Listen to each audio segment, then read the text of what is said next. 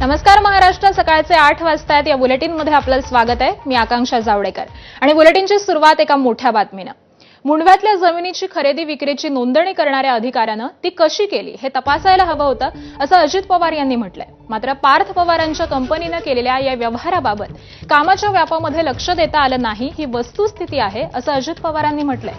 अजित पवारांनी coffee with Kaushik या कार्यक्रमामध्ये अनेक विषयांवरती संवाद साधला. 35 वर्षांच्या कारकिर्दीमध्ये आपण कोणत्याही अधिकाऱ्यावरती दबाव टाकला नाही, असं अजित पवार म्हणाले.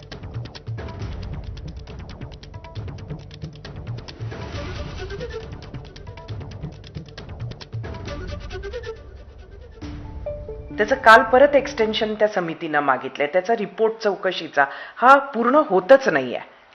ते चौकशी समितीने ठरवायचं ना, आम्ही कसं ठरवणार?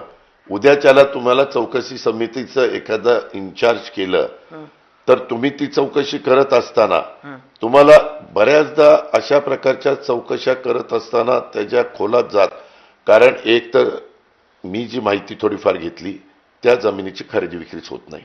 की ह्या सगळ्या प्रकरणामध्ये आपला मुलगा जो आहे तो कुठंतरी, ज्याला आपण म्हणतो या प्रकरणात एकटा बळीचा बकरा बनला, असं कसं होऊ शकतं की तुम्हाला माहिती नाही? सरिताताई, माझ्या जर कुठली गोष्ट कानावर आली तर 35 वर्ष मी प्रशासनामध्ये, काही लोक तर रिटायर झाले, काही नागपूरला पण स्थायिक झाले असतील.